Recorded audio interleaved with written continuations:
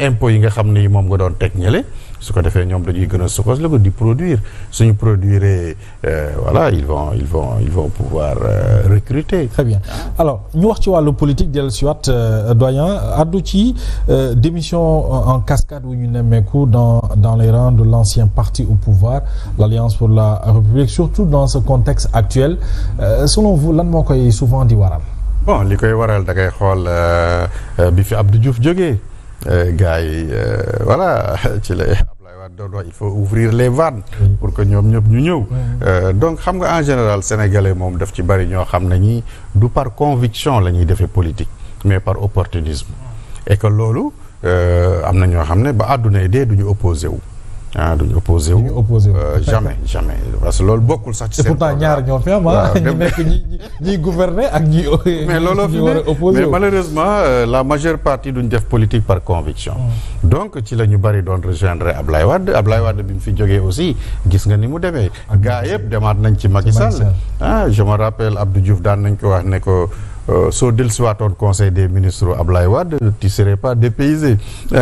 tu vas retrouver les mêmes têtes yi nga daan defal conseil des ministres c'est le Sénégalais en réalité le politicien sénégalais qui est comme ça et c'est pas bien nit da ngay am conviction da ngay gëm sa bopp gëm sa bopp dafa bokk nag ci quand même mais bu fekkee ne tu es une compétence avérée réew mi soxla la à la limite parce que quand même je me dis que aussi le parti Pastef doit s'ouvrir aux autres compétences qui sont au-delà de la politique. Est-ce que dina yomb parce que on voit même bu le président nommé quelque part ku bokkul xëy na entre guillemets ci projet bi gis nga kaas nit ñi génn di kaas et puis loolu est-ce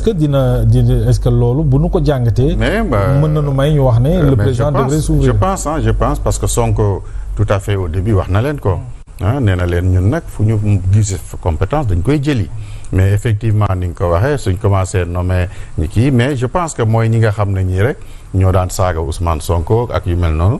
ñooñu le militant yi dul admettre quand même ñu ñëwaat di kii bien que même loolu sax politique la loolu politique la gis nañu lu ne gis nañu voilà Ablaye Wade ñu tëj ko kaso après mu ñëw dans un gouvernement élargi Idrissa Seck aussi ak Macky Sall amul lu ñu waxantewul mais après Macky Sall bi bu ko soxlaa ñëw na ainsi de suite moi je me dis que quand même il y a des compétences avérées au Sénégal ñu mën a accompagner ces jeunes-là pour que ñu mën a yegg fi ñu bëgg a yegg. Et puis c'est loolu la société civile wala benn pàcc société civile yëpp di conseiller ce nouveau régime ak yeneen borom xam-xam jàpp ne ce nouveau régime quand même devrait s'ouvrir ak yeneen i borom xam-xam yi ne Sénégal même ñu bokkul woon sax parti politique wala conviction politique pour que ñu àndandoo ak contexte actuel économique bu parce que c'est le Sénégal c'est le Sénégal la ñun ñëpp ñoo ko bokk mu ngi mel ni tey équipe yi nga xam ne équipe football du Sénégal la Jeanne d'Arc fii Jaraaf fii Gorée fii mais nag quand il s'agit de créer une équipe nationale dañuy xool les meilleurs man je pense que noonu la ñu war a doxale ñoom ñu xool ñi nga xam ne ñii wóor na leen na ñii suñu ñëwee ils vont apporter un plus ñu jël leen bu fekkee ne amul benn antécédent boo xam ne bi aussi topp na leen. alors jàpp nga ne APR am na chance ci échéance future yi ñëw en tout cas nekk nañ fi 12 ans président Macky Sall ñu bëri jàpp nañu ne war na mën a ñëwaat sampaat ndëndëm ci bu nu fa tolluwaatee naka nga jàngatee cette formation politique. bon ak fi mu ci toll. moi je pense que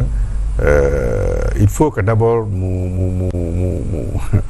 il faut que le parti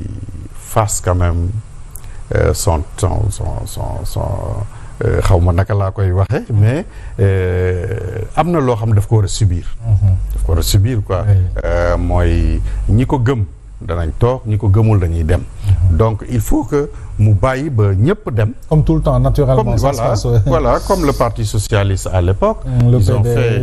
voilà le PDS aussi.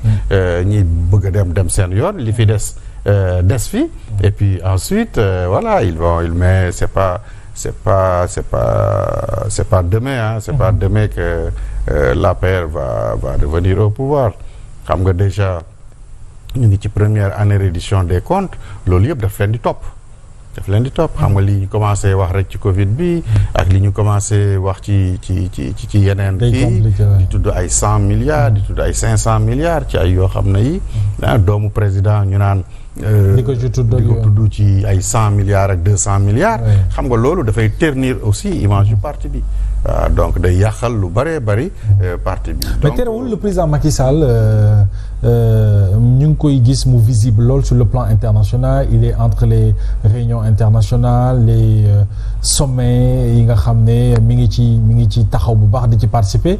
loolu naka lañ ko mën a décrypter. waaw mais xam nga Macky Sall aussi c'est un grand homme. Macky Sall c'est un homme politique mais aussi c'est une personnalité. Macky a un parcours exceptionnel. Macky fi mu jaar yëpp soo ko xoolee c'est un parcours exceptionnel bariwul politicien boo xam ne am na ko ci réew mi ba pare aussi avait une forte diplomatie am benn diplomatie boo xam ne bi d'abord une diplomatie de voisinage bu am solo sunu pays immédiat frontières immédiates yi rek dafay nekk jàmm bu mat sëkk mais aussi sur le plan international Macky dafa demoon ba à travers le monde nekk une personnalité le leader même de cette Afrique là mais Macky peut-être c'est sa politique moo ko sonal fii mooy li nga xam ne lii mais boo xoolee ci côté aussi investissement Macky a beaucoup fait des réalisations yoo xam ne yi tey peut-être il n'a pas bien communiqué wala aussi c'est le comportement de certains qui ont terni effectivement l'image de ces réalisations-là mais Macky sur le plan international dafa nekk une personnalité. Très bien. Alors, mais est-ce que liñ koy toppee fii du ko rattraper loolu mën na ko rattraper parce que aussi si le cas de son fils dafay nekk lu xaw a inquiétant tu ne peux pas être un donneur de leçons à travers le monde alors que chez toi voilà ñu ciy gis yoo xam ne yi nekkul yu kii wala ñu dem ba directement moom ñu gis ne il est impliqué sur des trucs dans ce cas-là même ñi koy invité dañuy xoolaat bu baax avant ñu koy invité. Très bien. Alors doyen, il y a un autre parti politique qui interpelle certains en tout cas sénégalais muy le Parti démocratique sénégalais échéance yi fi jotagum jaar yëpp gis nañu ne parti la bu nga xam ne waroon na mën a ne ca kanam di doxal comme tous les autres partis politiques yi fi nekk ci même réew waaye benn problème la ñu am muy ki ko jiite le président Karim Wade. Alors naka la war a taxawee ak naka la war a doxalee pour en tout cas échéance future yi moom le Parti démocratique sénégalais. mais xam nga politique duñ ko def par procuration. da ngay ñëw toog xeex dund li nit ñiy dund xam li nit ñiy dund ñefe mais mënoo nekk Qatar léegi mu mat ñaataat. quand même tu viens pas au Sénégal élection yu bëri jaar fi élection yu te bu ñëw ñuy xaar sa parti tu donnes rendez-vous tu viens pas. oui c'est pas sérieux. C'est pas sérieux. Donc aujourd'hui, mais ci un parti comme le Parti démocratique sénégalais ak li mu représenté sur le plan politique li mu fi jiite oui. un grand parti le plus grand parti boo génnee le Parti socialiste. mais nekk tey entre les mains de quelqu'un qui n'a aucune conviction politique il n'a pas d'ambition politique. mais est-ce que jarul kon ku amul ambition politique war a mën a bàyyi parti bu mel ni Parti démocratique sénégalais. mais loolu moo tax tey nga gis ñoom. Doudou Wade ñoom démarqué wu ñoom Tafsir Thioye et autres ñu dem et vraiment nekk na lu doy waar alors que le Parti démocratique sénégalais à travers le monde c'est un grand parti international libéral nekk na dañ leen respecté naw leen mais donc suñu demee ba di nekk ay parti yóbbaale ma